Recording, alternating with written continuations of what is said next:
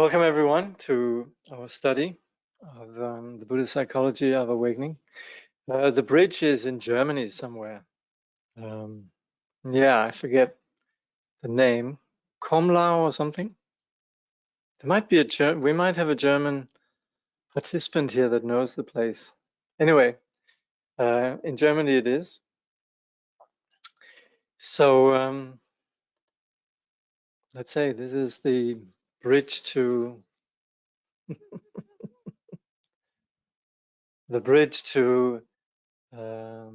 do you say, join the gap between the sciences of the material and the sciences of that which underlies what appears as the material, namely the science of consciousness and all its aspects.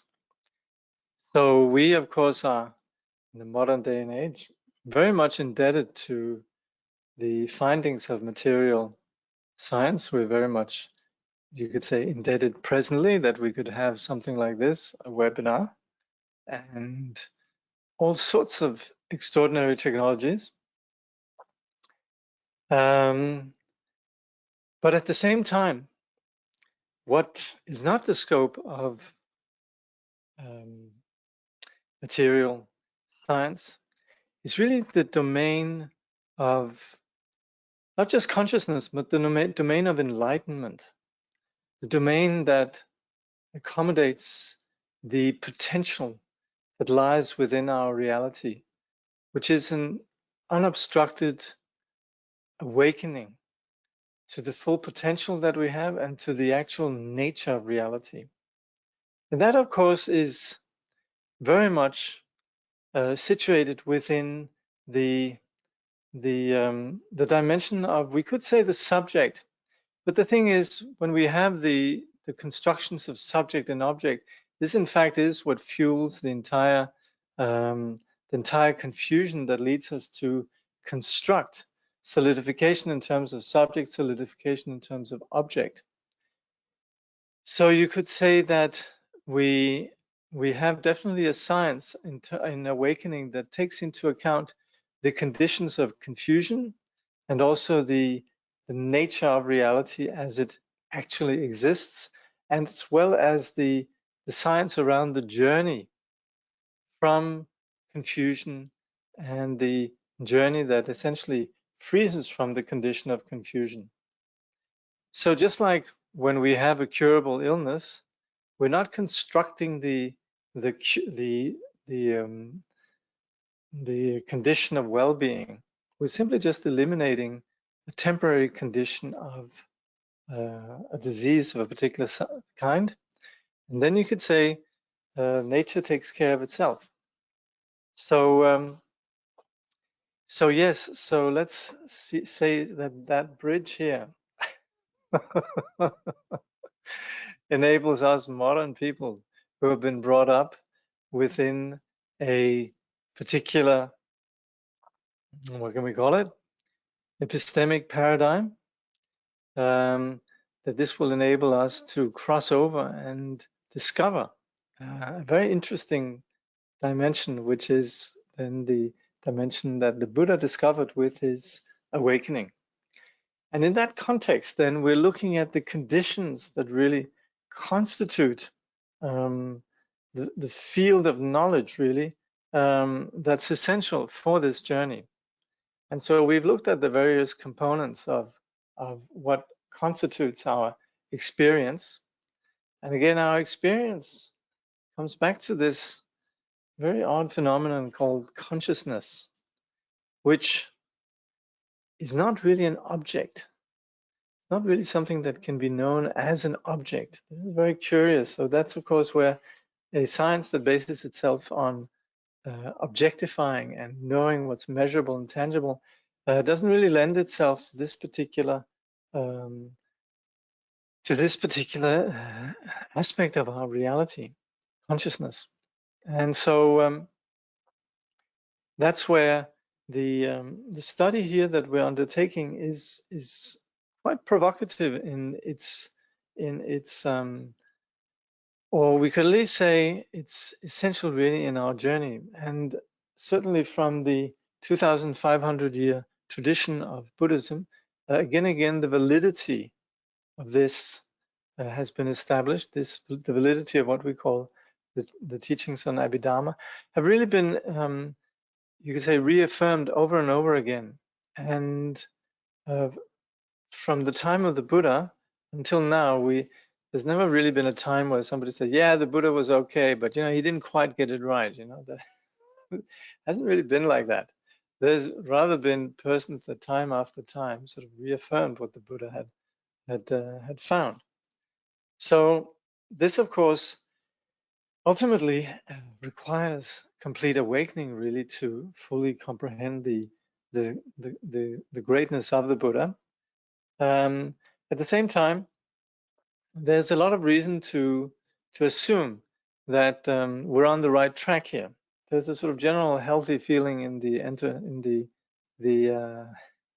enterprise, in the project. The qualities such as compassion and the qualities such as tremendous insight, strength, and so on, enlightened qualities, they inevitably manifest as a result of this path. So we would say the Dharma is good in the beginning, in the middle, and the end.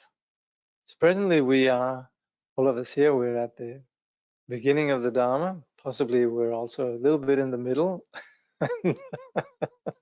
hopefully, and on our way. And so we can confirm that part.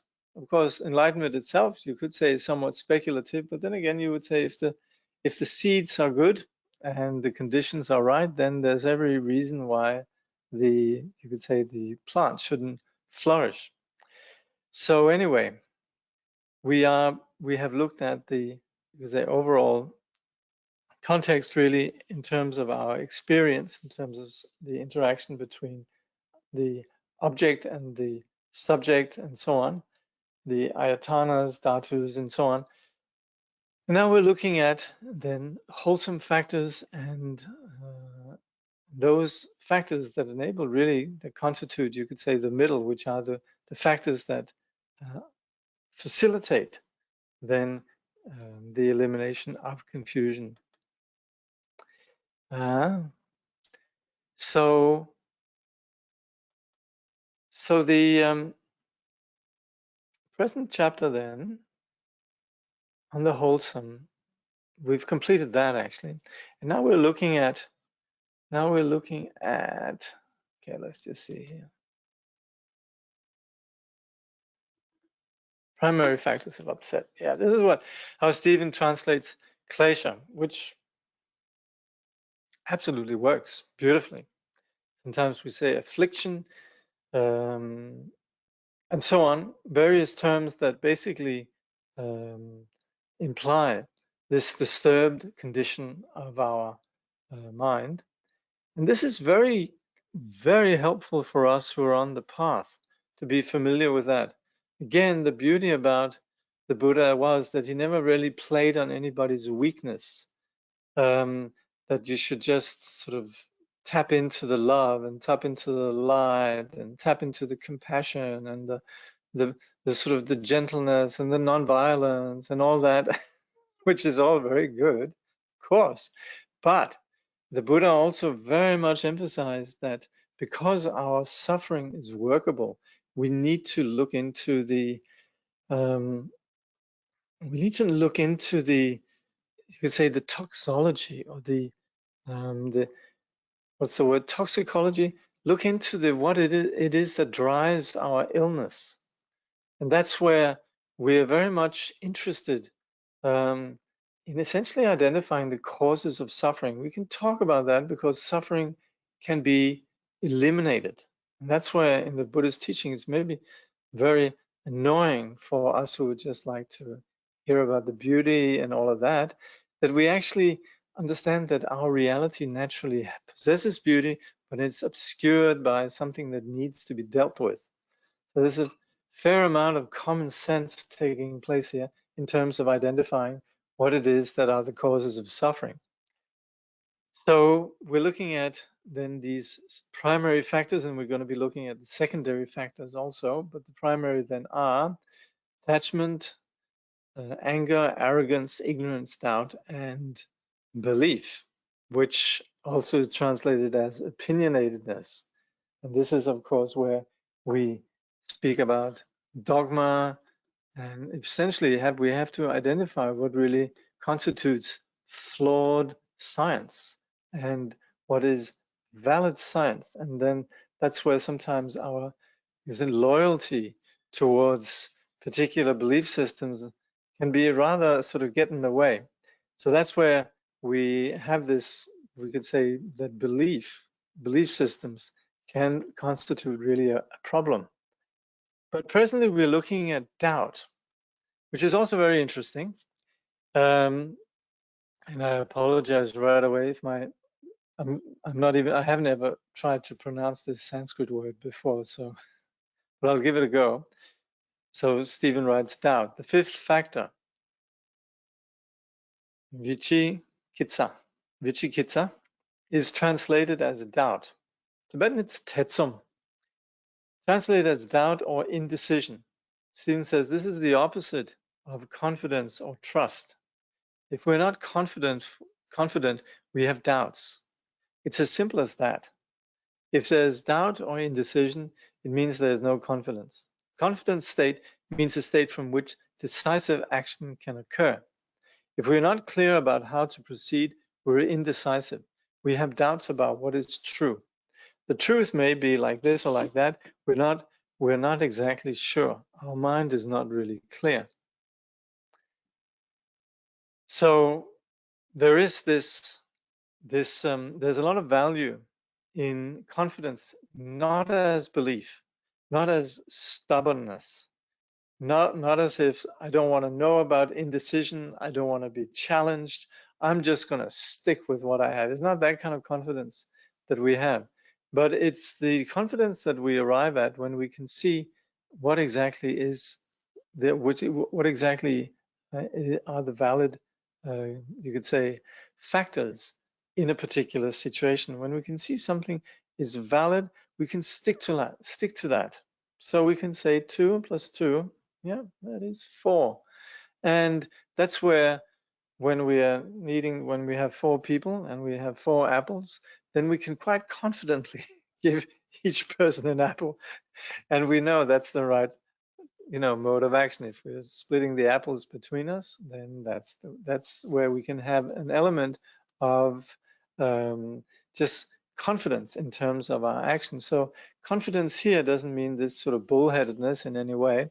It is really about being clear, and that's also why we very often talk about establishing a view with certainty or with confidence. For example, in the Buddhist teaching, when we are engaging with the Buddhist teaching, we're naturally inclined to inquire, to challenge ideas, to basically seek to validate or invalidate particular propositions. So that's where we encourage actually doubt in the sense of questioning. And also, as we do that, we are encouraged to cut through doubt. Tetsum Chöpa is really the essential point with when we talk about understanding, or rather generating wisdom or knowledge. We do this on the basis of studying the Buddhist teaching. That's where we give the Buddha some credit. We could say we give the Buddha the benefit of the doubt. We're not going to be followers of the Buddha until we actually see, yep, this makes sense. And that's then where we can say we take refuge in the Buddha. That's where we say, okay, we can't know everything the Buddha has said and understand everything, but we can say, yes, I'm putting my bets on the Buddha. And that's where we would say, okay, there might be things that we don't understand, but we're definitely going to study what the Buddha has to say and try to understand what it is. And that's where, of course, if it's something that's completely uninteresting, if there's somebody who we really can't be bothered with, then whatever they might say, we might just say, sorry, I'll pass on that, you know.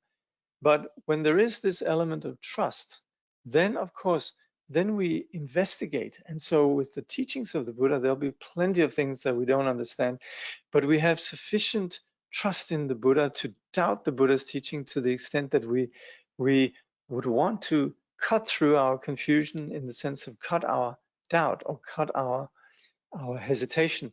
And that's where doubt can actually be very helpful. But if we're stuck with doubt, and sometimes the doubt can become a very romantic thing. We can be seekers, and we're ever sort of like wondering, could it be this or could it be that? And from that point of view, actually, we'd never want to find the answer, because, you know, that's where it could be very annoying if there we are seekers all our life, we're sort of deep thinkers and seekers. Then all of a sudden we find something and we're no longer seekers. Then our whole, you know, our identity might be lost.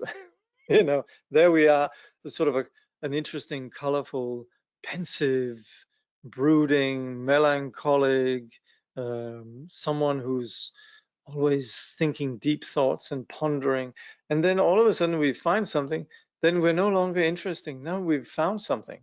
That's actually, in the modern world, these kind of people who have found something, we generally sort of stay away from them. They're a little bit scary, you know. They're kind of, well, they might not be scary, but then they might be either fanatics, or it might be bland what they've found. And the sort of the general postmodern or even modern sort of view on somebody who has found the truth is actually that truth doesn't exist. So how could you I mean, if you then have somebody who says, I found the truth, it's like, oh yeah, maybe you could go and sit somewhere else, you know. But if there's somebody who says, I'm really pondering deep thoughts and it's really getting to me, it's like, oh yeah, really? Okay, what are you thinking, you know? So in that sense, there's almost as if sometimes we can romanticize or even not want to get rid of doubt. It basically becomes what we can call an extreme in itself. So at the end of the day, this is not a very desirable place to be, even though it can be an incentive to move on. So Steven says then, as you may remember, being mentally clear was the term used to talk about confidence. The presence of doubt or indecisiveness functions in such a way that it blocks or prevents us from becoming involved with positive things. It is defined with respect to what is positive, meaning it gets in the way of us actually being proactive, seeing what needs to be done, and then moving on. Steven says, we may have doubts about how to overcome being controlled by upsetting factors, and it may seem that we do not know how to do that. The more we doubt, the more indecisive we are, the more we lack confidence and understanding, the less likely and less capable we are of getting out. The text goes on to ask, how is it that we are blocked from going in the positive direction? Well, we do not understand the truth of suffering, its cause, its end, and the way to end it. This means we might be confused about the truth of the Four Noble Truths. So basically, there's this, you could say, inability to appreciate the most basic teaching of the Buddha, which is really that, yes, there is suffering, but it's caused. And because it's curable, meaning there is an end, then there is also a way out of it. And so that's where we have the path. So that's where Steven then says, we do not understand the relationship between our actions and our subsequent experiences. And this is again also where we might have a philosophy and it might be valid in some way, but unless we actually apply it, again, where our experiences won't really be changed. So this blocks everything positive in our life. In particular, it blocks having a true vision and understanding of what is actually the case, the true nature of things. Whenever we see and understand something that is true, indecision is banished and there is confidence, presence. So when we have some insight into, again, something that's simple, straightforward, transparent, then there's no reason to have any kind of indecision.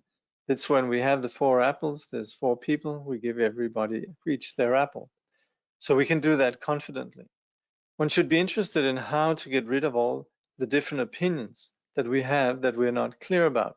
Opinions and beliefs are like the playthings of those who are indecisive. The more indecisive we are, the more playthings called beliefs we have. The more we believe, the less we know. It's simple as that. So that's where we might sort of have an idea, sort of we don't really get to the bottom of things.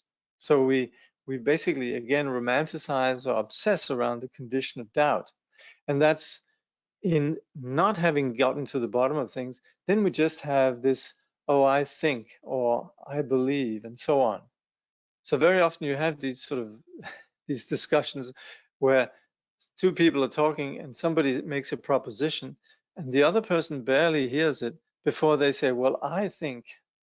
And that's where we fail to hear each other.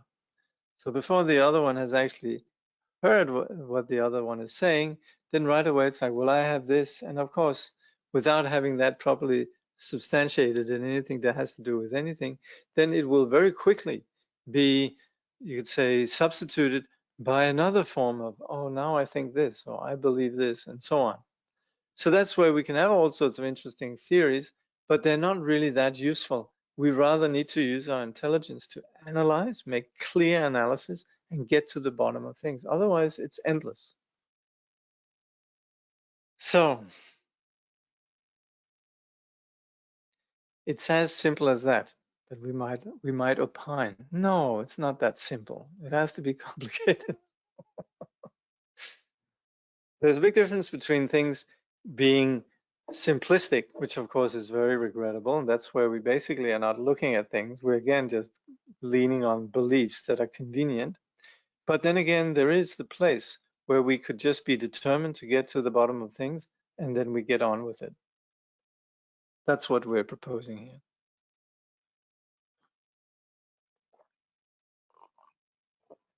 Okay.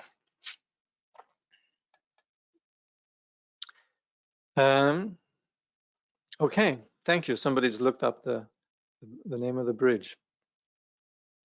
Yeah, the bridge is called Rakotsbrücke, also called the Mystic Devil Bridge. It's in East Germany, close to the Polish border.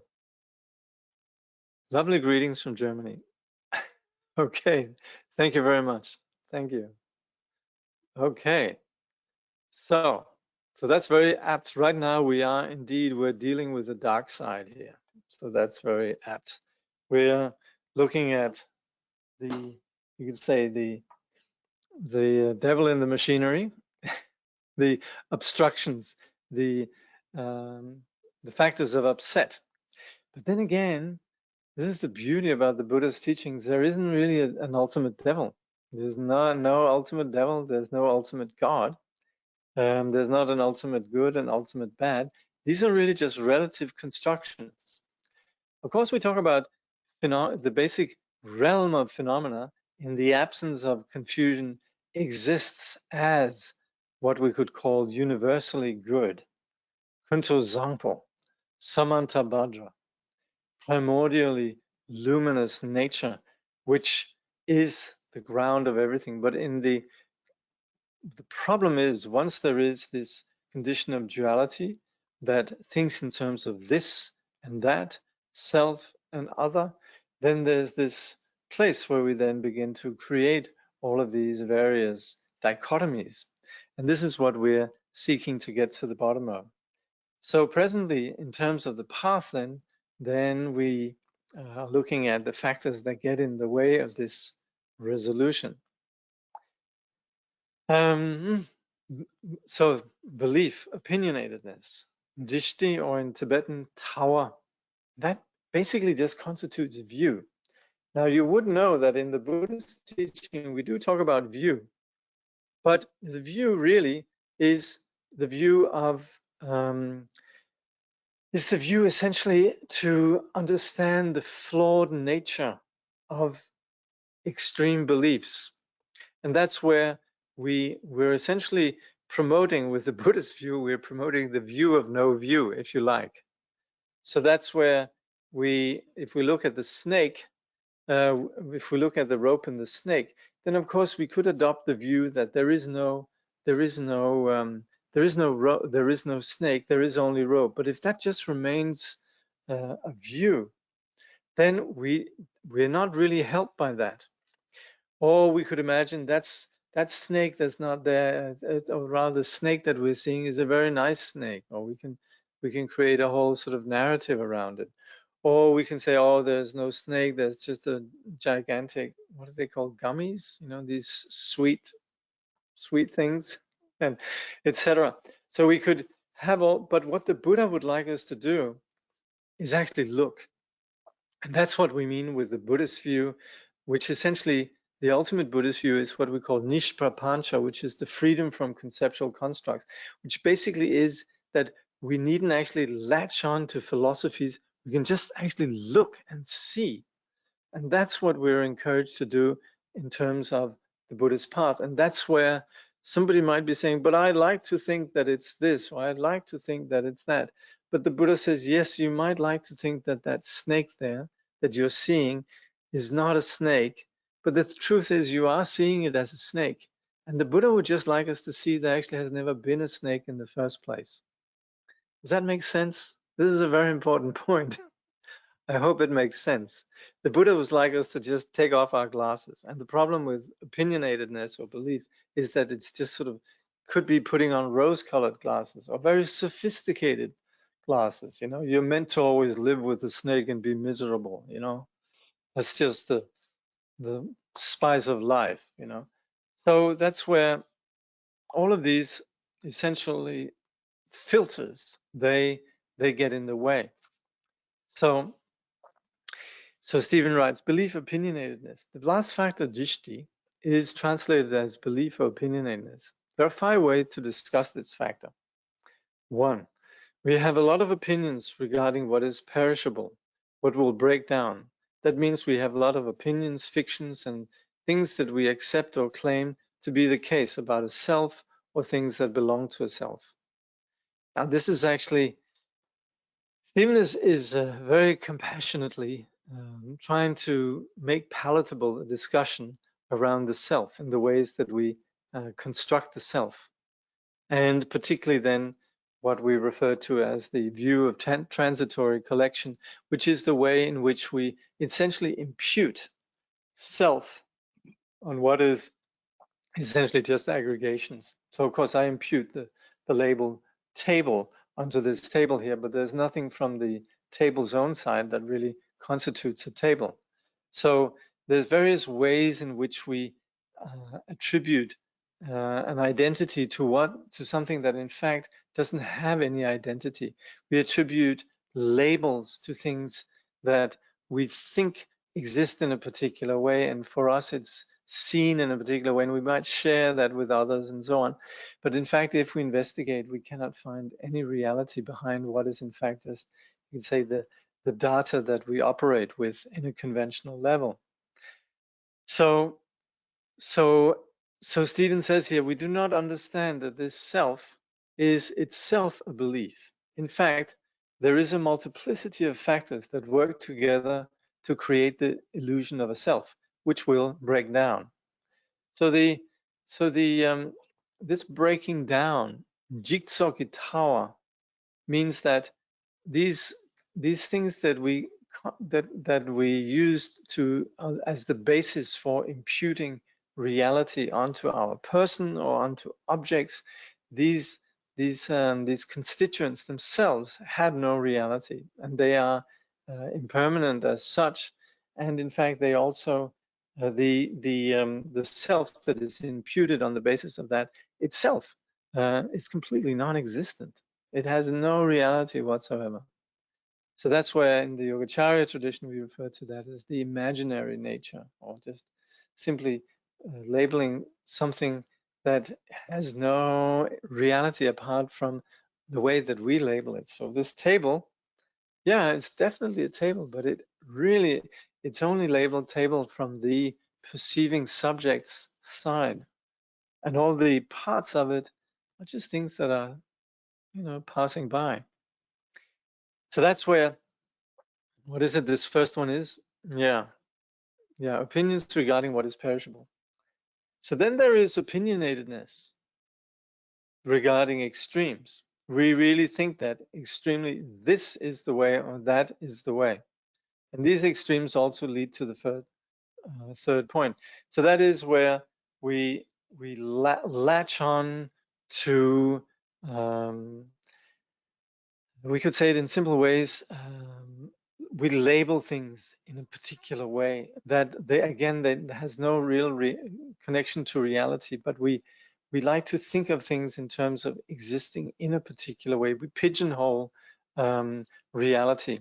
So that in the Buddhist teaching is what we call extremes.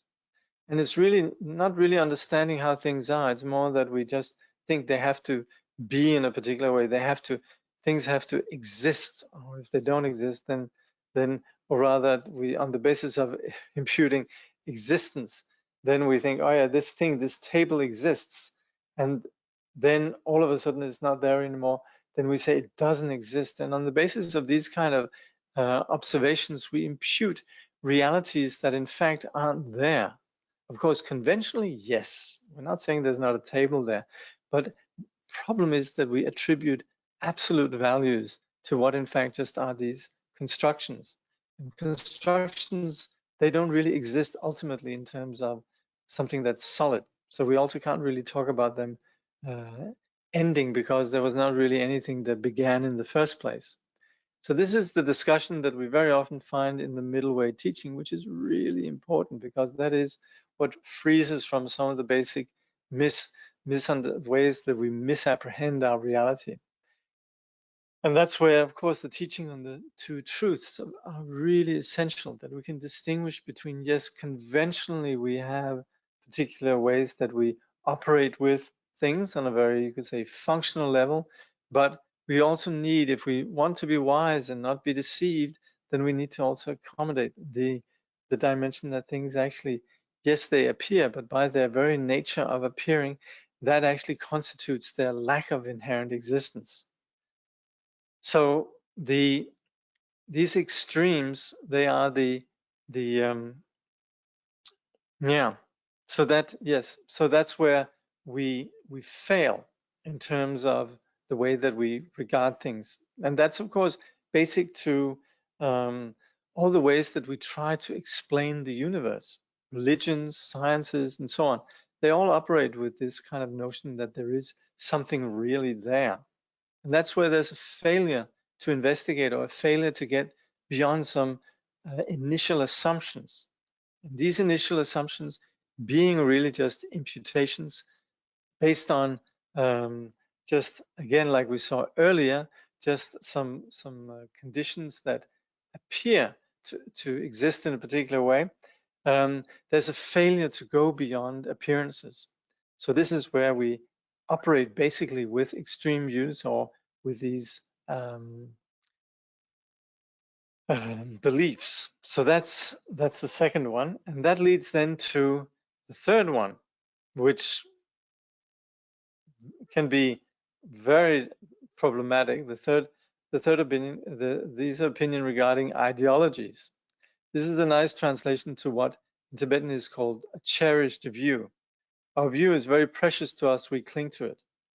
And that, of course, is where we come in and identify the toxicity that can go into religions, or particular types of obsession around our beliefs.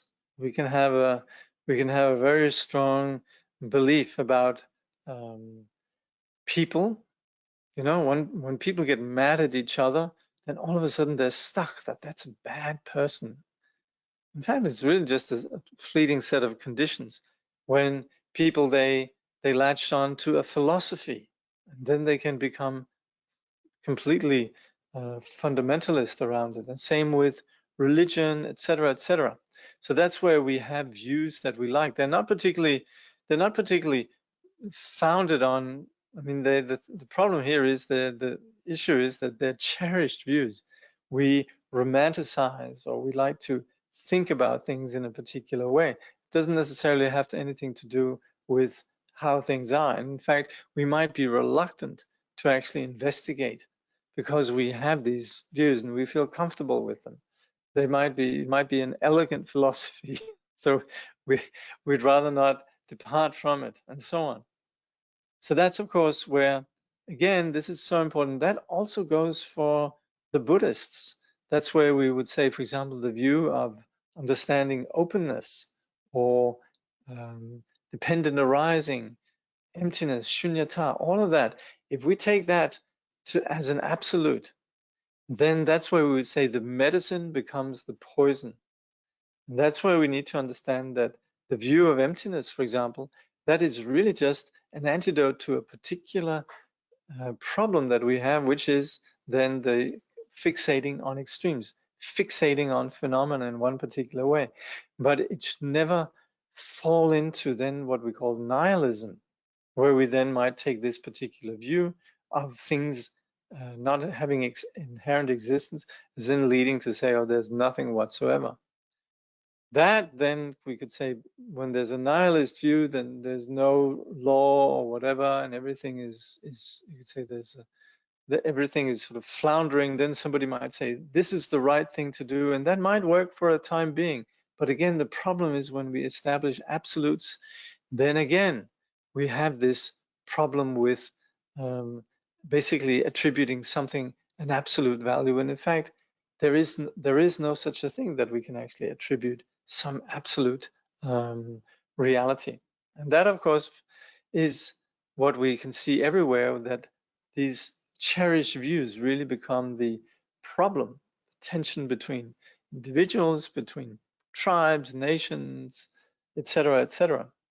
That's again where it's the middle way is so important, the condition of freedom from that.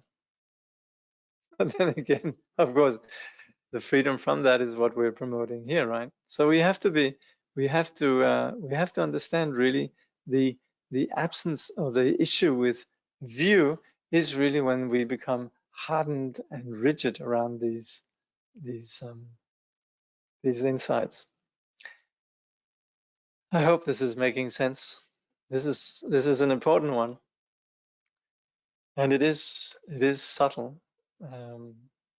Anyway, I'm trusting everyone gets it. I invoke the Buddhas of the 3 times in 10 directions, that may you all be blessed with the proper understanding of what we're talking about here.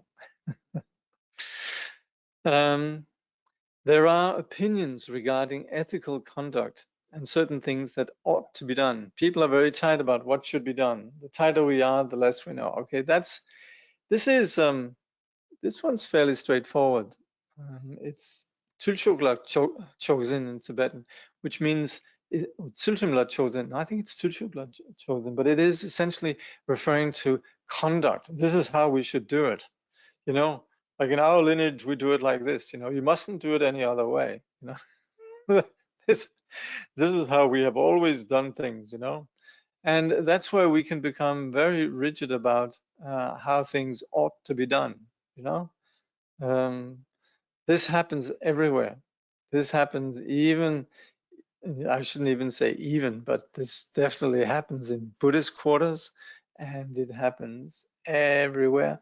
And of course, it's human nature. So of course, we're all on the path, Buddhists, non-Buddhists, all of us, but we need to identify that this opinion of ethical conduct is problematic, and it actually stands in the way for what really probably is the intention behind the particular discipline, whatever it might be. Okay, so the tighter we are, the less we know. We essentially miss the point. Yeah. There are opinions that are simply wrong, meaning we have beliefs that don't correspond to reality.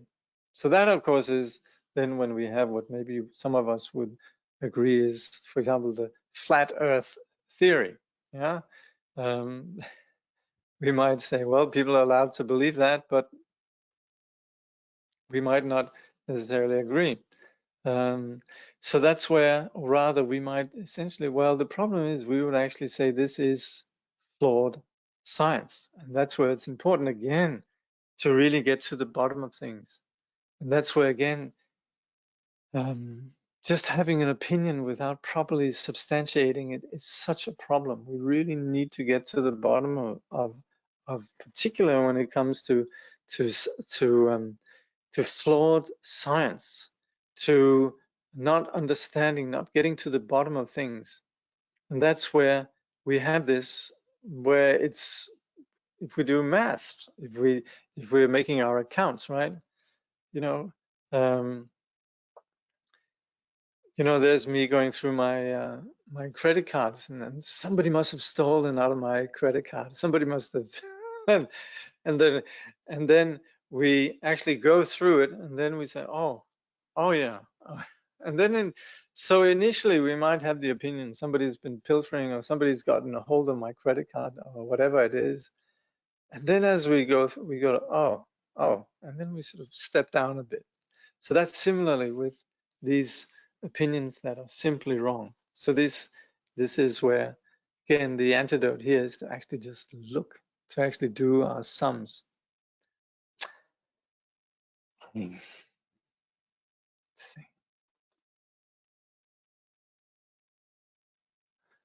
Okay, somebody's reassuring me here. Thank you. It's making total sense. Good. All right. Well, in that case, then we can move on. All right. Now we're going to look at the secondary factors of upset, of which there are 20. So let's see here. So yeah, we're going to go through all of these. I'm just going to read what we have in the gateway of knowledge. And that is fury. So all of that, you can see some of they all are branching out from the 6 primary factors. So now we're looking at these secondary factors: fury, resentment, concealment, spite, envy, stinginess, pretense, hypocrisy, self-infatuation, hostility, lack of conscience, shamelessness, lethargy, excitement, lack of faith, laziness, heedlessness, forgetfulness, non-alertness, distraction. All of these can be dealt with. All of these are conditions that get in the way, and all of these are also, not only are they, you could say, obscuring conditions, but they do constitute factors that bring about suffering. So this is the dark side, ladies and gentlemen, that again, we're sort of looking further into really what is not so helpful. But again, it's really us identifying that, and being honest about it. We might fly off the handle. We might have a fit of fury, or we might have this seething underlying resentment. And it's so important that we actually can say, I have resentment. I was furious. The moment that we're saying, oh, but I needed to speak my mind or whatever, and we're kind of justifying it, then it's really, there's nothing more pathetic than when we're trying to justify these. When there's a resentment, well, this person did me wrong. Let's all of us sit and think, is there anybody in our lives, or maybe there might be a few, that we have an opinion about ways that we don't like? Do we have resentment? Is there something that sits with us and annoys us and bothers us? Yeah. And that's where we need to be honest that we have something in us that's going to get in the way of our liberation. Concealment, concealment sits very well together with hypocrisy and pretense. Spite, again, more in the division of anger. Envy, a bit of both desire and anger. Lethargy, more in the department of just ignorance, etc., etc. But all of these are things that are part and parcel of our project in treading the path to enlightenment. So it's so essential that we look at these. Okay, Stephen, take it away.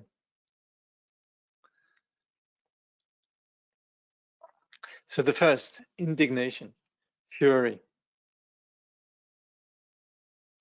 The first secondary factor listed in the chart is indignation or fury. Now we're getting closer to the surface of what is easy to experience. You could say before, actually, when we had some of the others, it's slightly abstract. Now it's coming, this is much more about what's actually going on. He says, now we're dealing with the children who sometimes run amok. So yeah, remember Stephen, he was giving the image of the six first, the primary factors as being the parents, and now we're looking at their offspring, the children, the 20 children that comes out of these six parents. Perhaps some of us have never had an experience of some of these factors. To those people, we have to say, good for you, but stay tuned. There is a famous example of a yogi who was practicing in a cave for many years. Someone came along and asked him, "What are you doing?" The yogi replied, "I'm practicing patience." "Oh, really? Oh, really? Can you tell me about that practice?" At that point, the yogi became angry and lost his patience. Yeah, there's actually, yeah, it might be the same story, but I don't know. But anyway, similarly, there's a beautiful story about Paltra Rinpoche, who came across a hermit, and Paltra Rinpoche just dropped in at the hermit and said, "So what are you doing? What are you doing?" And he says, "Oh, I'm practicing patience." "Oh," said Paltra Rinpoche, "really? For how long time have you been doing that?" "I've been doing that for a very long time. I can't remember how long." And then Paltra Rinpoche says, "Oh, that's really good. Gosh, isn't it great that we find these gimmicks, because with these gimmicks, then we can get good sponsorship." It's such a clever way, actually, of getting, funds. Yeah, meditating on patience. That sounds like it might get you some funds, doesn't it? The, and the hermit lost it. He says, "What are you talking about? I'm practicing real serious patience here." And Paltroom says, "Oh, really? What happened to that patience?" Anyway, so it's probably related. Anyway, so Stephen says, indignation is said to be a vindictive intention associated with the primary factor of upset called anger. Let's imagine that we have a chance to hurt someone because they did something that outraged us. And now that chance to get back at them is close at hand. We were not even thinking about it. And then suddenly this really irritating person comes along and we think, now I have my chance to exact revenge. That sentiment is associated with indignation. Indignation sparks the thought that says, now I'll get them. Now I can hurt them. This we also have actually in the Lojong teaching, where it says never wait in ambush, which is where something might bother, somebody hurts us or annoys us, and we just go, just you wait. And then we wait to the right moment, then we can get back at them. So, like Stephen says, now I'll get them, now I can hurt them. So Stephen continues, the texts say very clearly that even just that quick thought coming into our mind is the basis upon which, for example, a knife might be picked up and somebody is killed. It's the moment right before picking up that knife. In order for that physical act to occur, there is this factor of fury or indignation. It's a factor that causes a lot of harm. So let's make sure that we catch that one before we pick up a knife.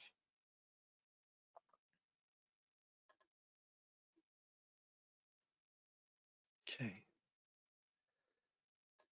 Fury. Like that, I really like that. To those people Some of us might never have had an experience of some of these factors. To those people, we have to say, good for you, but stay tuned. There's a beautiful place where the Dalai Lama says, as long as I'm still caught in this confusion, I could well become a murderer. As long as there's still this belief in self, then there's also the object, then there's the discontentment with the object. That is what we're looking at here when it spins out to the degree we're talking about here. So as long as there still is a sense of I, we might be very peaceful, soft-spoken people. And that's wonderful. We might never have had anger. We might never have had jealousy. Oh no, I'm never angry. I'm never jealous and all of that. And then we can just say, good for you, but stay tuned. Resentment. Resentment is the energy of not letting go of an obsession connected with anger.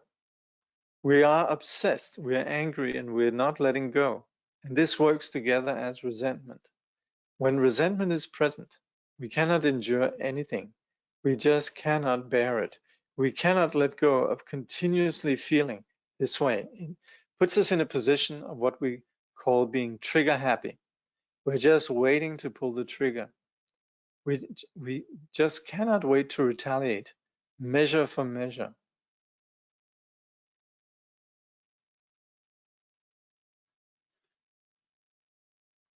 So that's where we're just a cocked gun. You know, this little lock has been undone, and we're ready to shoot. Resentment is really something that sits with us, and we might be very peaceful, but still, again, this is where us who have never had any negative feelings, we should stay tuned, because we might actually down somewhere, we might be a very peaceful, nice person, but somewhere down somewhere there is this thought, this person did this to me, and I'm really upset about that. And these become, again, sort of almost sometimes religious obsessions. I'm never going to forgive so and so. I will never forgive that person. This is resentment. This is a subsidiary or secondary factor of upset. This is again something that essentially obscures the mind and is something that is an object of elimination. It's something we need to get rid of on the path.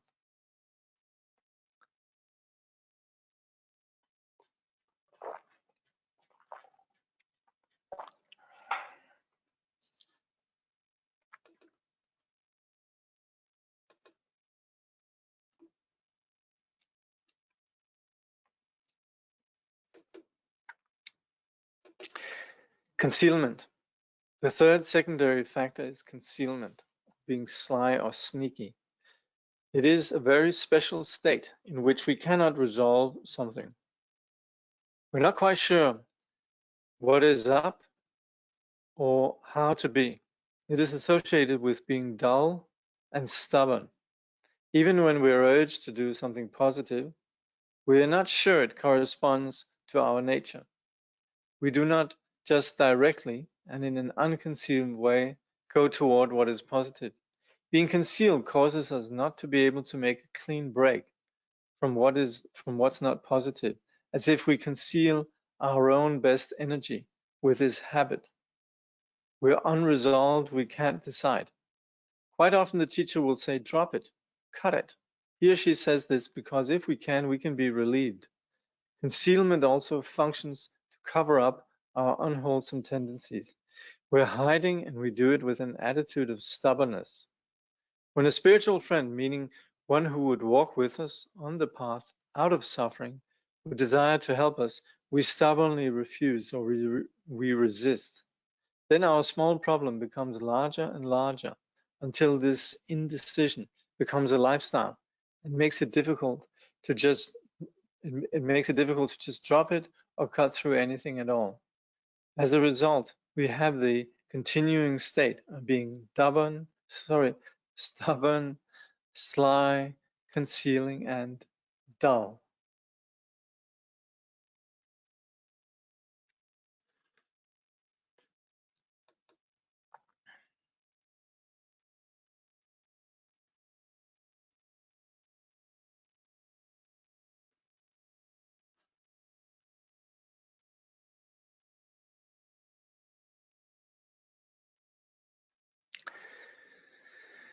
So I think it's something that we all realize.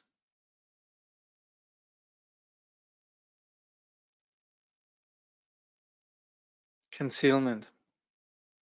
There's also this notion that we have essentially two witnesses. And there's the witness externally. Nobody can actually see it. We might have a spiritual teacher then, which is what Steven is talking about, who could help us. I could say, drop it, cut it. But other than that, nobody else might not know. And we just say, this is me. This is how I'm going to do this. And the thing is, there's a place inside that actually is the primary witness. And that is ourselves. We're the primary witness, knowing what's actually going on. So that's where ultimately we can't conceal anything, but we think we can. And so that's where we try to conceal to others. And we might even, the spiritual journey itself actually might be, I'd like to get enlightened, but I still want to just have that little snug space of me, my ego and my agenda and so forth. My unique, interesting personality is all of that. So there's some place of essentially concealing that takes place continually. Okay. So I hope it's okay. I hope nobody is annoyed that we're here studying the Buddhist teaching of enlightenment, and then we're talking about all these dreadful conditions. But again, it's probably a good thing for us to stay tuned. This is very much part and parcel of this journey. Stay tuned. It makes me feel samsara is too dangerous. I have all the unwholesome mental factors. But the root problem is the so-called I, right? Yes. And the good thing is that we actually are sensitive to all of these. So then if we really are, if we're practitioners and meditating and in general just are honest persons, we actually, these concealed unwholesome mental factors, we're actually sensitive to them. So they, as long as we, actually Tongsi Rinpoche makes a very important point about this. He says, as long as we're aware of these and we're worried about them, he says, when we're worried about these, then we're actually, this is almost an insurance in itself. So if we worry that we might have these unwholesome mental factors, that's a good thing. So so that's where I'm sure if we're worried about them, then we're good. But yes, this all does come back down to the root problem of the so-called I. And also remember, the good thing about the I is that it's a non-existent. It has no reality whatsoever. It's again it's an imputed delusional assumption on the basis of our cognitive condition and on the basis of our, you'd say, the phenomenal world around us. We're imputing identity, solidity, where there in fact is none. And this is in which the delusion consists. So the I comes about as a product of a delusion, which means that it actually doesn't have any reality. And that's why all the Buddha wants us to do is just look, to see. But we need to be, we need to do this decisively. We need to actually pursue this. It's not just like we're just gonna sort of, oh yeah, get with the program. One or two people might do that. In sort of the history of Buddhism, there has been a few persons But most of us, it really is, there is what's called the path. But the good news about this path is that we're right from the start doing this on the basis of an existing condition of goodness, Buddha nature that's there. And as we progress on the path, then eliminating what obscures Buddha nature, then there's continually goodness that proceeds to become manifest. And then someone says, absolutely love it. It's wonderful to bring these things up to the surface and face them. Yes, I think it's very reassuring that this is, in the Buddhist teaching, we are not sweeping anything under the carpet. What we're doing is rolling the carpet back and saying, well, okay, what is there? And yes, that is reassuring. We're getting to the bottom of things. There's sometimes this thing we talk about called spiritual bypass, where we could just engage in a path, just meditating and just being frightfully spiritual, soft-spoken, white linen, and all these kind of, you could say, reference points with which we might construct ourselves in how we'd wish we were. And that, luckily, we're not doing that, because we don't need to construct ourselves. We don't need to lie. The basic condition is good, and that's why we are very comfortable looking at, just what it is that prevents us from seeing it. We have unearthed treasure, and now we're just taking off the dust. We have to acknowledge there's some dust there, but there's a treasure to be beheld. Okay.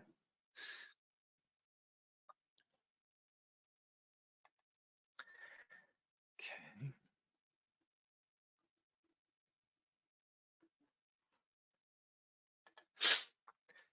By this merit, may all attain omniscience. May it defeat the enemy wrongdoing. From the stormy waves of birth, old age, sickness, and death, from the ocean of samsara, may all beings be freed. May bodhicitta, precious and sublime, arise where it has not yet come to be, and where it has arisen, may it never fail, but grow and flourish ever more and more.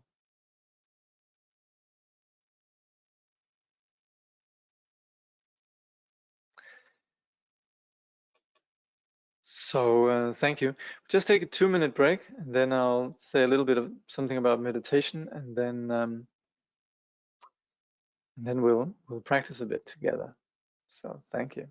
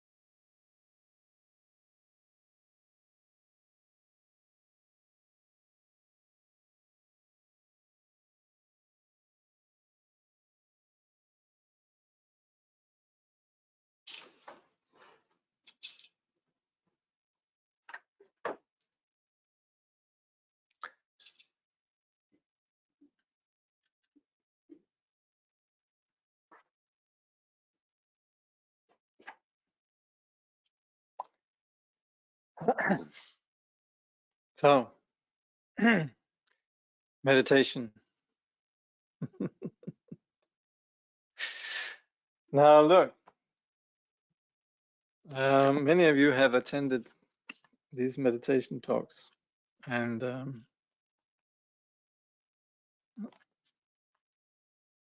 don't know if they're any. I don't know if they have any use anyway, you know. But recently I've come across this. I've mentioned it before in another context. Christopher Stagg, a student of Ponlop Rinpoche, Dzogchen Ponlop Rinpoche, retranslated the 100,000 songs of Milarepa. And we had a really great translation, of course, from Kama C.C. Chang. And everybody was always very grateful to him for doing that. And in many ways, the English was also very nice. It was a great read. But there were still some things that weren't that great. And this happens. So much translation really has to be continually scrutinized, retranslated. As you could say, the field develops, then there's increasing sort of capacity for understanding the material. So Christopher Stagg, under the guidance of Dzogchen Ponlop Rinpoche, did this marvelous translation, and he was a musician, and I, as far as I can gauge, really has a sense of the poetic, and also someone who has a very solid grasp on the subject matter. There was one place I was dubious about the translation. I went and checked, and it was right on. So I just wanted, so I'd like to just, instead of me once again telling you how to meditate, which you perfectly well know how to do, then I thought I would read something here from Milarepa, from this this wonderful work, the 100,000 Thongs of Milarepa. So so essentially, one day Milarepa comes to a place and is begging, and he's begging, and there's people working out in the field, and he's asking if they have any, if they have any provisions for him. He's seeking provisions, and then there's a young woman who says, "Go to the door of my house over there. I'll come and meet you." Then Milarepa goes over there, and there's this older woman that comes out and just says, "Get out of here, you lout," and sort of is just about to throw things at him. But then he sings a song to her and really sort of tries to clarify things, or not tries, but he succeeds beautifully. And so the woman is really delighted. And then the young woman comes, and she essentially asks Milarepa for various kinds of advice, and he does so, and to the extent that she then begins to meditate under his guidance.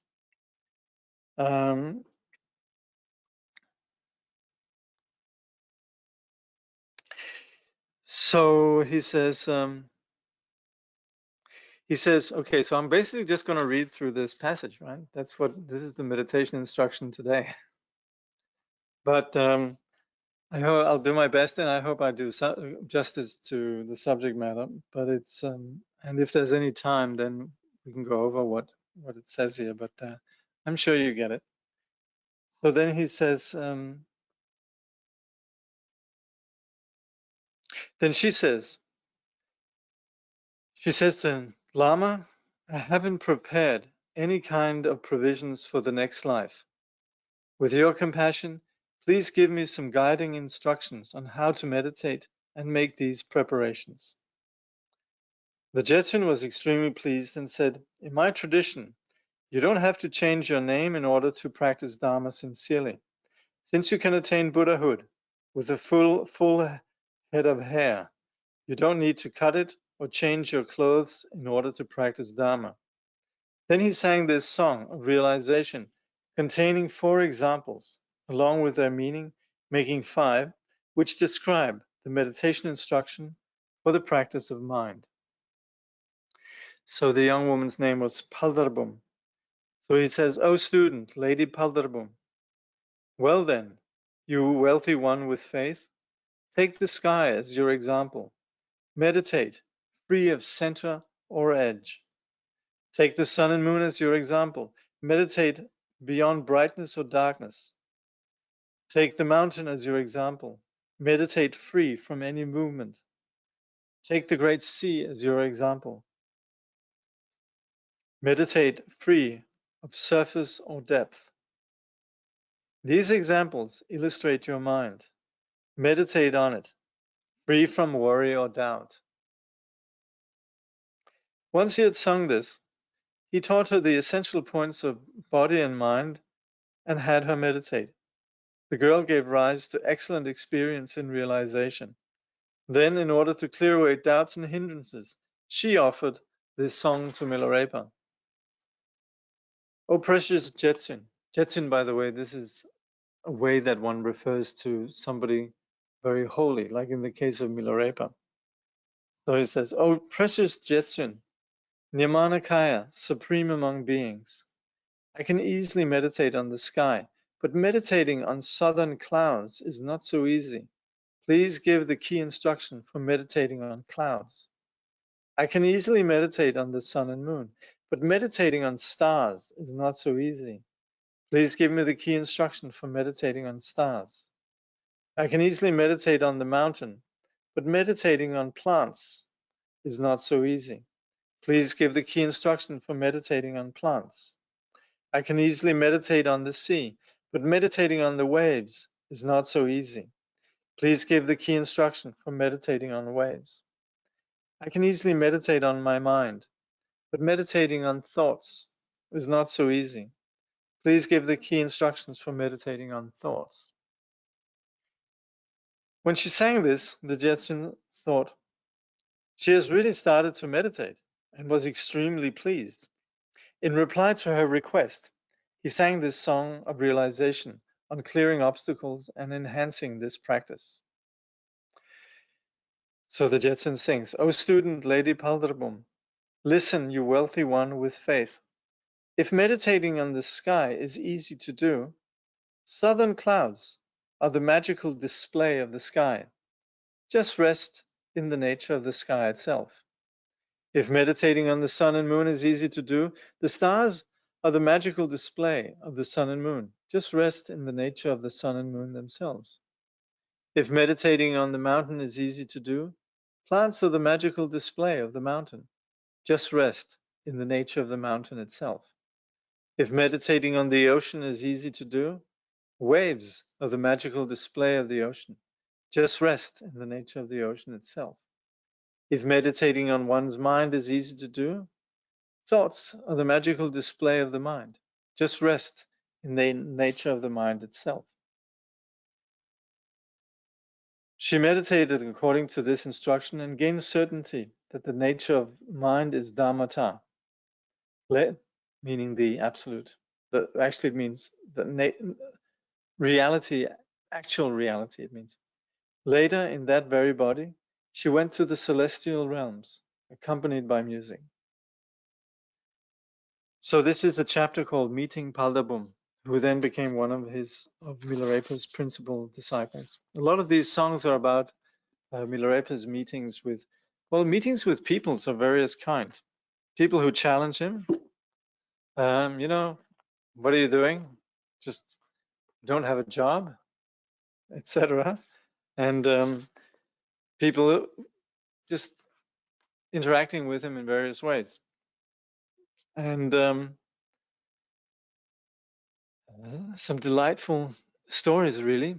Meeting with students that essentially challenge Milarepa, and then on the basis of Milarepa clarifying their questions, their doubts, then these persons then becoming his disciples, following him, and many attaining great realization. So this is how we basically have what nowadays in the Tibetan tradition is known as the Kagyu tradition, sometimes referred to as actually the Dakpo Kagyu, which is basically comes from Milarepa's, or Mapa Kagyu, I guess we should call them. Yeah, Mapa Kagyu. So this is Milarepa's lineage. But, oh yeah. So I think it goes without saying really what's being said here. But of course, what Milarepa is saying, settle the mind, and settle your mind like the sky. And this we often say, right? To allow the mind to simply settle. And yes, there will be clouds, there will be thoughts that arise in the mind. And yet they're just a display. We shouldn't begin to worry about what these thoughts are. We inevitably will have thoughts, and we will have predictably the thoughts that we have had before. We have surprisingly, or not surprisingly, but we have perhaps predictably very repetitive narratives. And when we sit down and meditate, these are not going to go away. But what we're doing when we meditate is that we see the greater space in which these narratives are taking place. We see the greater space in which thoughts arise, just like the sky, where the point is to not fixate on whether it's nice clouds that arise or rain clouds, sweet thoughts, pleasant thoughts, comforting thoughts, very disturbing thoughts, whatever arises. These are just like clouds in the sky, display or manifestation of this ground nature.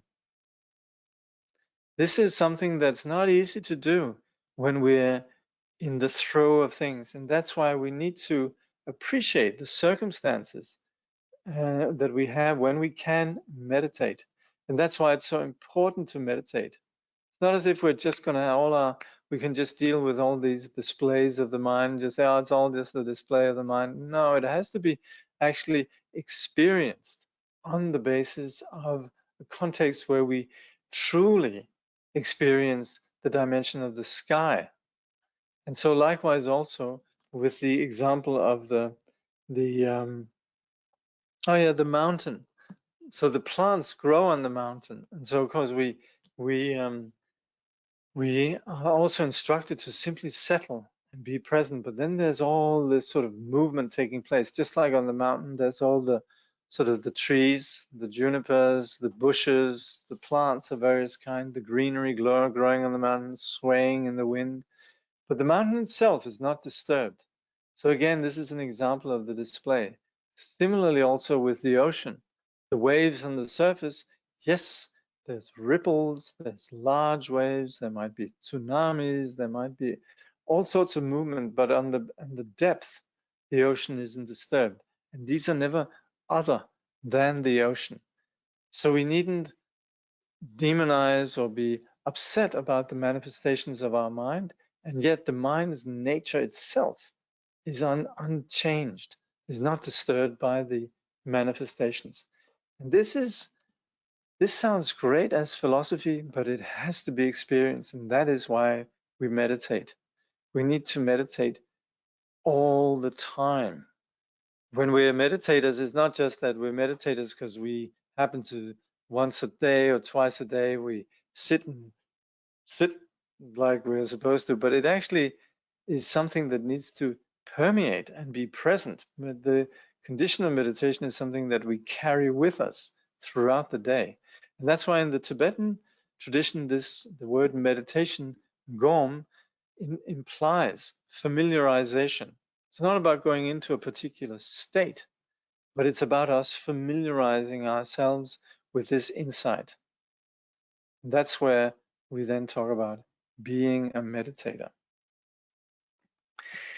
Now, when we read the life of Milarepa, something takes place. It certainly with myself, this instills an incredible sense of deep respect for the potential that we all have in terms of our existence, the joy that somebody did this, the character of Milarepa somehow becomes vivid. It's a sense of the presence of Milarepa. And this immersing oneself in this landscape of Milarepa, in this space of Milarepa, is a place of great serenity. And so this has nothing really to do with wishful thinking or something that's constructed, but I would argue it's something that touches a disposition of truth that's innate to us. So it's not about, of course, yes, there is the condition of openness, and there's the condition of devotion, and the condition of respect and interested humility, and all of these conditions that come there. But what comes at the end of it is really a sense of wholeness, a sense of connecting with something that's genuine. And that's where we would say there is this condition of blessing that takes place. When we do the Buddha practice, the Buddha sadhana, the treasury of blessings, it's really the same thing, that we're invoking this condition of blessing on the basis of devotion, openness, in which then compassion can manifest. Compassion we can understand in terms of the historical person, the Buddha, somebody who looks on us with compassion, and also in terms of the abiding innate condition, which is the primordial purity that is our basic nature. And so in this way, the external skillful means of the visualization of the Buddha, or the thought of the Buddha, or the thought of Milarepa, or the thought of Longchenpa, or the thought of Yeshe Tsogyal, or the thought of Aryatara, is not just really ordinary thoughts. They are, of course, you could say, constructs of the mind, but the strength that they attain has a lot to do with the already existing disposition that we naturally possess. That's our Buddha nature. And so this thought of Aryatara or Milarepa or the Buddha really paves way for a deeper condition of insight. This again takes us into a vast openness, which is the way that we practice in all the Vajrayana methods, really, which is that there's there's an aspect of skillful means that essentially aligns reality with our present condition, making our present condition a vehicle, and then takes us into the condition that's free from any reference point, which is then an even deeper, an even more profound way of aligning ourselves with reality. So, few words from Milarepa, the 100,000 songs of Milarepa. So, okay, let's see here.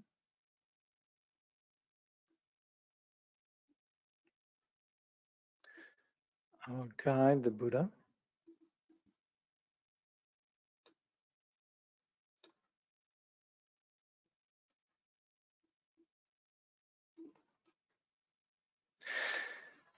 Actually, the tanka here, right? What we essentially have here are the key masters, or essentially the great beings that came after the Buddha, some of the significant great beings that came after the Buddha, particularly then in what we call Indo-Tibetan Buddhism. So there's some very great masters here. And we talk about the primordial awakened condition, the primordial Buddha, Samantabhadra, the display, the Sambhogakaya Buddha, Vajradhara, and the Nyamanakaya Buddha, Shakyamuni. And so these constitute, you could say, the increasing subtle ways that enlightenment exists. And of course, the primordial Buddha and the Sambhogakaya Buddha are, you could say, beyond time and space. The Dharmakaya and the Sambhogakaya. But according to the needs, then the enlightened condition manifests. And so we have the Buddha then manifesting in this world at this time. And these then are the various followers in India and Tibet. So I won't go into the details of all of these, but just to mention that this is what you're looking at. And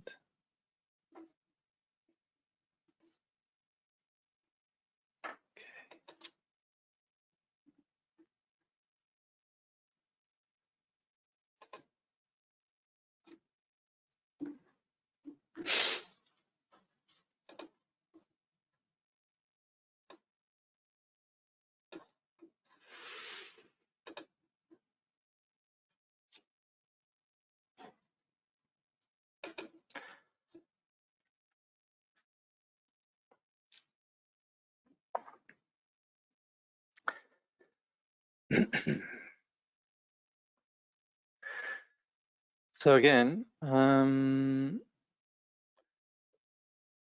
we essentially practice this sadhana, like I said, invoking the particular the presence of the Buddha. And we take this then as a stepping stone for the practice of meditation. And then at the end, we dedicate. So the preparations consists of taking refuge and developing the what we call 4 unbounded attitudes. And then the visualization of the Buddha, invoking the Buddha with some with various liturgies, what we call the 7 branches of puja, or the 7 branches of offering, or 7 branches of accumulation and purification. We call it various things. Sometimes just a 7-branch prayer. And then invoking the Buddha with a short invocation and then mantra. And then we consider then, and this is where at the end it says, from the Buddha's body there emanates great radiance, a multicolored rays of wisdom light, dispelling all our own and others' obscurations, causing all the genuine qualities of the Mahayana path to rise within us, so that we attain the level of perfection from which we will never return again to samsara. So this means that as we've invoked the Buddha, then we dissolve the external reference of the Buddha and essentially rely on the Buddha that is within us. But this is normally obscured. And so we take, you could say, as a vehicle, our dualistic way of perceiving things and recollecting, just like when we're inspired by the presence of Milarepa or the thought of our teacher, and also thinking of the Buddha, then we invoke the presence of the Buddha, thinking of the Buddha in terms of his role within this world and what all the goodness that really has comes from the Buddha's presence. And the Buddha's nature being beyond time and space, then it is as it says, when whoever thinks of the Buddha abides in the meditation of the Bodhisattvas. So then from this, the visualized form of the Buddha, light radiates, and this dispels all our own and others' obscurations. It is this nature that is untainted and beyond our confusion, which is not just sort of a non-existent, but something that possesses tremendous luminosity and power. And then thus having invoked the presence of the Buddha, we consider that the Buddha's presence dispels all confusion. And at that point, then we essentially would say that we eliminate confusion altogether. We would just say, now I abide within the condition free from confusion. And this is where we then make a clean break from confusion altogether. We will never return again to samsara. In terms of confusion, of course, according to us being on the Mahayana path and as practitioners, bodhisattvas, then of course we will. We'll return to benefit beings, but we're never going to return to confusion.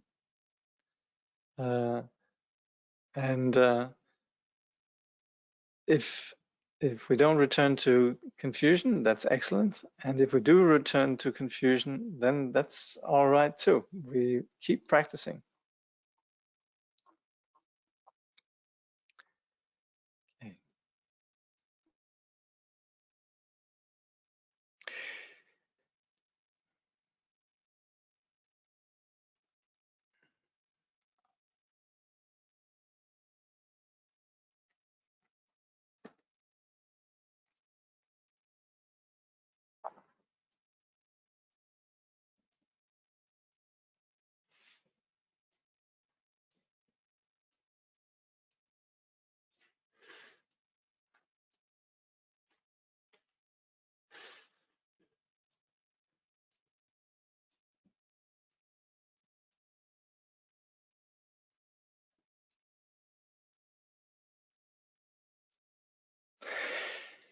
In the Buddha, the Dharma, and the Supreme Assembly, I take refuge until I attain enlightenment. Through the merit of practicing generosity and so on, may I attain Buddhahood for the benefit of all beings. In the Buddha, the Dharma, and the Supreme Assembly, I take refuge until I attain enlightenment. Through the merit of practicing generosity and so on, May I attain Buddhahood for the benefit of all beings. In the Buddha, the Dharma, and the Supreme Assembly, I take refuge until I attain enlightenment.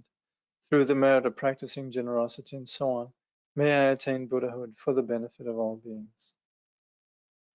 May all sentient beings enjoy happiness and the causes of happiness. May they be free from suffering and the causes of suffering. May they never be separated from the sacred happiness devoid of suffering. And may they dwell in boundless equanimity that is free from attachment and aversion. Ah, as the union of unborn emptiness and the ceaseless appearances of interdependence, magically there appears before me in the sky, amidst vast clouds of offerings, on a jewel lion throne and lotus sun and moon disk seats, the incomparable teacher, Lion of the Shakyas. His body the color of gold, adorned with major and minor marks. Clad in the 3 Dharma robes, he sits in Vajra posture, his right hand gracefully poised in the earth-touching mudra, and his left hand in the gesture of meditation, holding an alms bowl full of nectar. Like a mountain of gold, magnificent he shines in splendor, spreading beams of wisdom light across the whole expanse of space.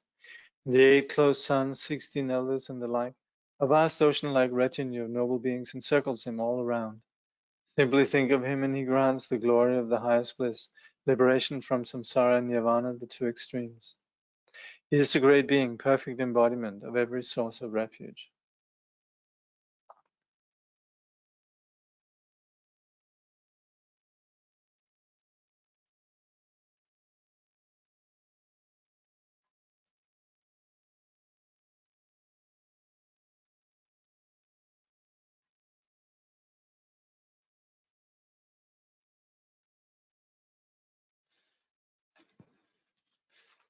With your great compassion, you embrace this turbulent and degenerate world and made 500 mighty aspirations.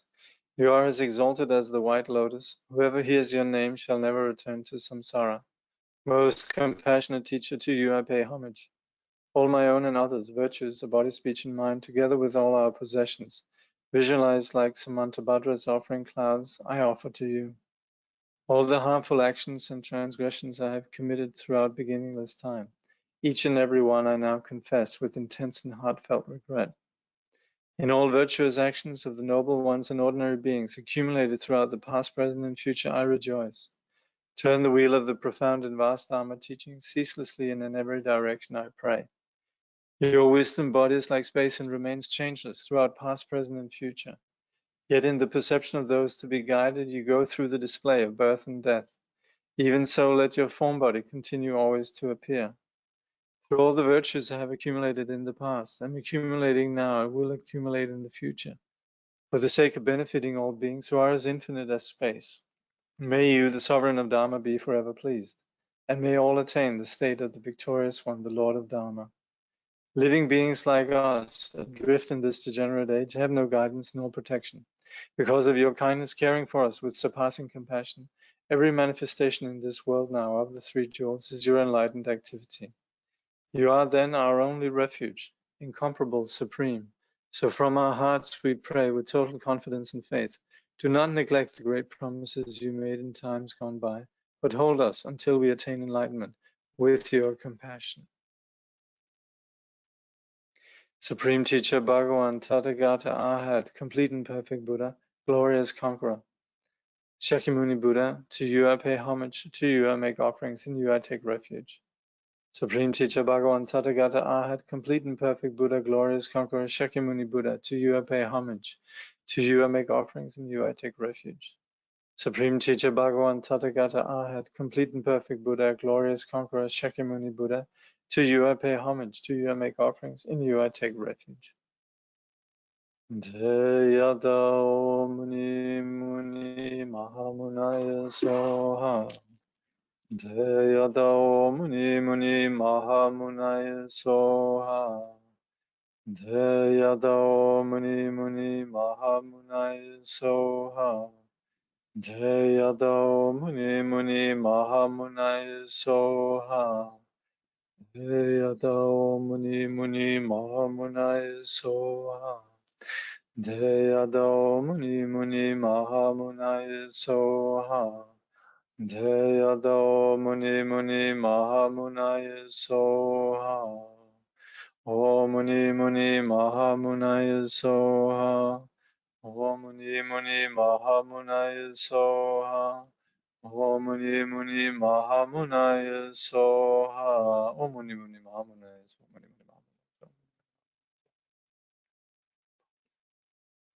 Muni Muni Mahamunaya Soha. Muni Muni Mahamunaya Soha. Muni Muni Mahamunaya Soha.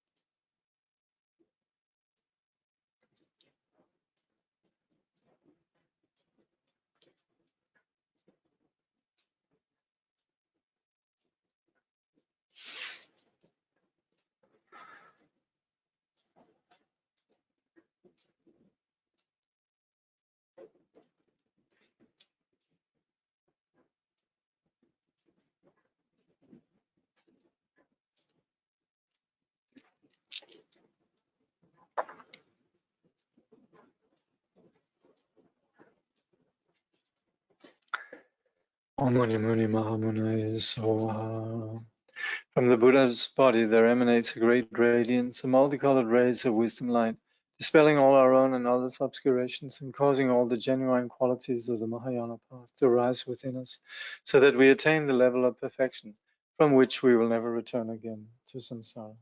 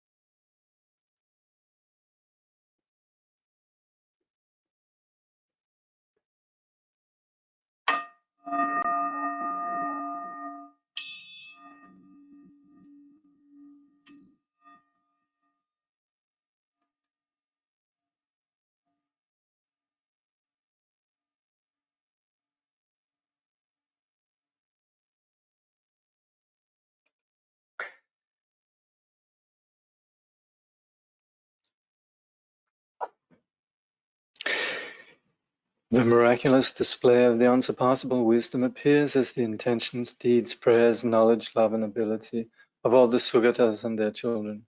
May all beings become exactly like them.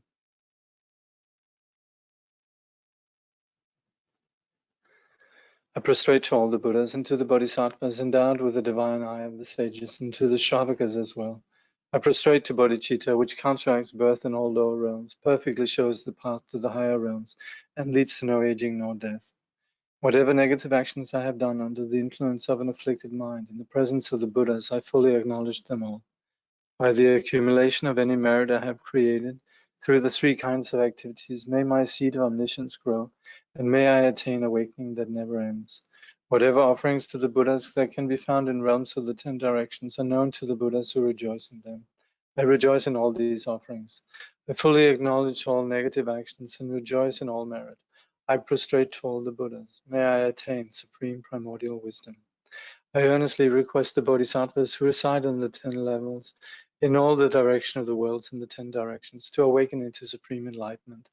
Once you have awakened into genuine enlightenment and tamed the Maras and their hordes, may you turn the wheel of Dharma so that all living beings may be healed. With the sound of the great Dharma drum, may you free all sentient beings who are suffering. Throughout inconceivable millions of kalpas, may you remain and teach the Dharma. Mired in the swamp of desire, entangled in the strands of cyclic existence, I am fettered by all that binds. I supplicate those, supreme among humans, to look upon me. The Buddhas do not blame sentient beings who are flawed. With a loving heart for all sentient beings, may the Buddhas free them from the ocean of cyclic existence. Any perfect Buddhas who are present, those who have passed away and those yet to come, may I train following in their way and engage in enlightened conduct. Having perfected the 6 paramitas, may I liberate the 6 families of sentient beings. Having actualized the 6 extraordinary faculties, may I reach unexcelled enlightenment. Future phenomena not born in those past will not occur. Present phenomena have no inherent nature. There is no actual location. There is no perception. There are no outer things. May I realize the Dhammadhatu of emptiness. According to the Buddhas, the great sages, there are no truly existent sentient beings, no life force. There is no truly existent individual and no nurturing of a self. May I realize the Dhammatta where the self is not present. An entity such as grasping onto a self in mind is not present within any of the paramitas. To benefit all sentient beings, may I give with generosity free of avarice. Since things do not exist as entities, may my wealth appear spontaneously. Since all things totally disintegrate, may I perfect the paramita of generosity. Endowed with a flawless ethics that is guided by rules and an ethics that is completely pure, with an ethics free of an arrogant mind, may I perfect the paramita of ethics. Just as the elements of earth, water, fire, and wind, bodhisattvas do not remain caught by mental constructs. By attaining patience, anger never rises. May I perfect the paramita of patience. Through the power of previous perseverance, having become stable, enthusiastic, and free of laziness, and through a strong body and mind, may I perfect the paramita of perseverance.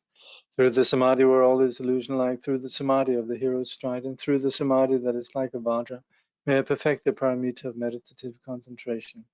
Through actualizing the 3 gates of full liberation, the equal nature of the 3 times, and the 3 types of knowing as well, may I perfect the paramita of prajna. Through persevering in the bodhisattva's practice, may I attain the kaya praised by all the Buddhas, the luminous kaya and the kaya blazing with majesty. Thus may my intention be fulfilled. May I be like the famed Maitreya who engaged in such a practice, perfected the paramitas, and perfectly abides at the zenith of the 10th level. By this merit may all attain omniscience, may defeat the enemy wrongdoing. From the stormy waves of birth, old age, sickness, and death, from the ocean of samsara, may all beings be freed.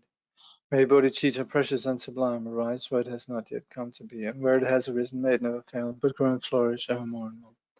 May the Buddha appear in this world. May the light of the teaching shine like the sun. May the holders of the teaching live in harmony, and thus may all be auspicious for the teaching to endure. We pray for the good health of the teachers. We pray for their precious lives to be long. We pray for their activities to spread and increase. May we be blessed never to part from the teachers. Agashasya sthiti yavat yavacha jagataha sthiti tavan mama sthiti bhuyahan jagadukani nignata. Akashasya sthiti yavat yavacha jagataha sthiti tavan mama sthiti bhuyan jagadukani nignata. Tavan mama sthiti bhuyan jagadukani nignata. Tavan mama sthiti bhuyan jagadukani nignata. As long as space remains, as long as the world remains, may I too remain to alleviate the sufferings of the world.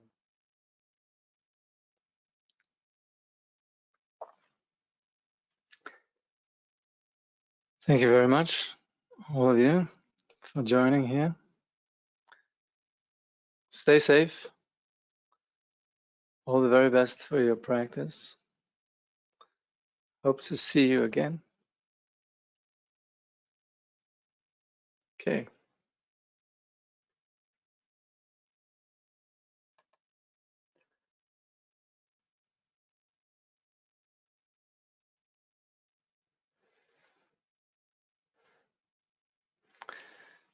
Okay. Bye-bye.